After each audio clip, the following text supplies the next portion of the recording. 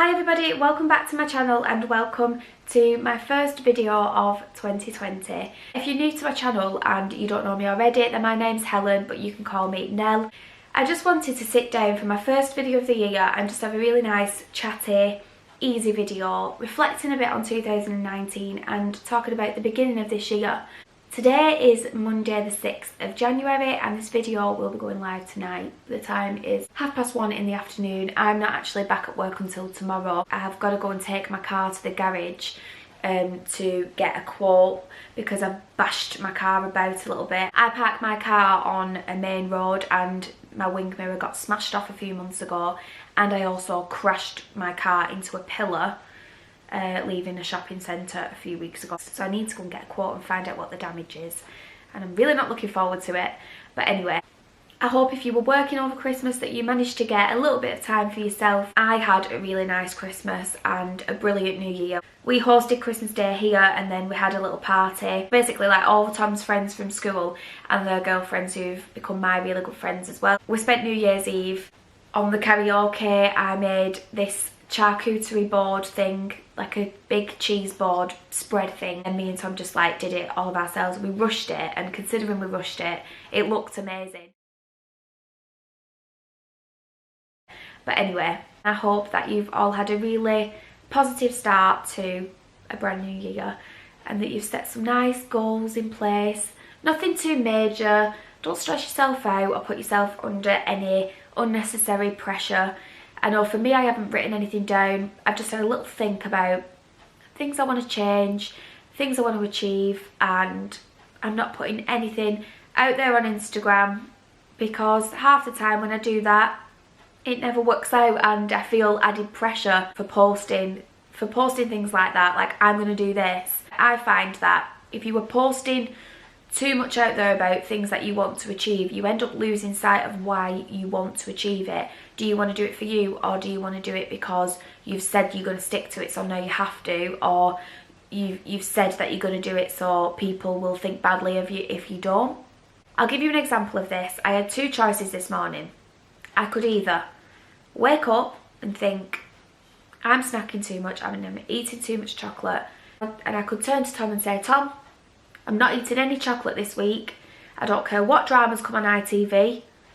I know I ate like a pig during Bancroft, partly because my nerves were shot at, although if you haven't watched Bancroft yet, you need to, because although you'll probably have nightmares, I definitely did have two separate nightmares in one night about Elizabeth Bancroft. I'm completely going off subject. I don't care what dramas come on TV. I'm only snacking on fruit. Blueberries, raspberries, possibly a bit of fat-free Greek yogurt. If you see chocolate in my hand, bat it out my hand and give me a slap across the face. That's option number one. Option number two is sit up in bed and think to myself, I'm snacking too much and I'm eating too much chocolate.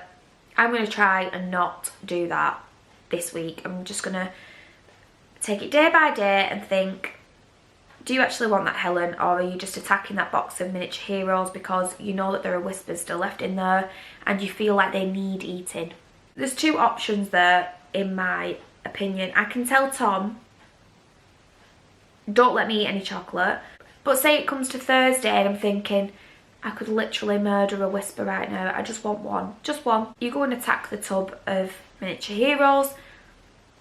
He hears you, and because you've told him to tell you not to eat it, he'll make a comment, then you want to slap him, you feel really disappointed in yourself, and you're putting unnecessary pressure on yourself, and it's one chocolate that's probably got, what, 40 calories in it.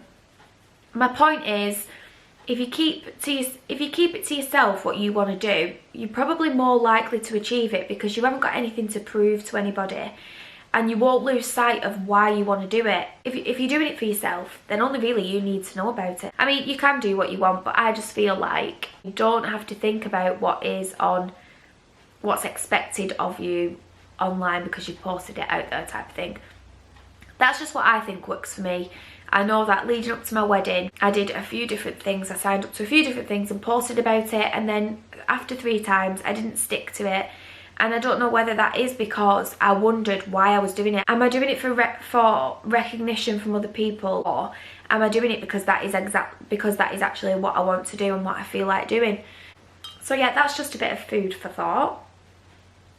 So in terms of New Year's resolutions, yeah, I haven't really written anything down or sort of really given that much thought to what I want to change, but there are a few little things, like I want to feel a bit more back in a routine, so that will mean stopping with the takeaways as much and the convenience food, and get back into cooking from scratch.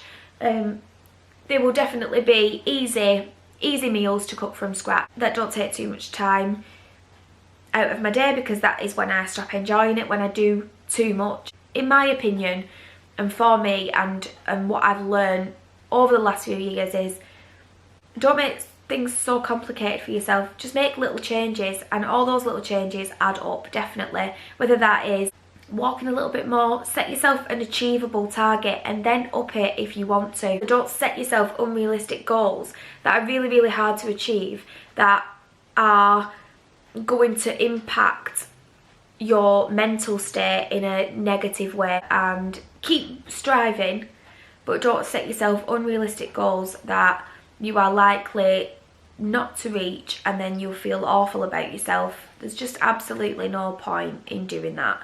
And that is what I've learned over the last few years. In terms of like weight loss and things like that, I'm definitely a lot more fluffy around the chops than when I started YouTube. If you go back and look at my first video that I put on, I'm trying on clothes and my face is probably half the bloody size of this. But I just know what I need to do to change that if I want to.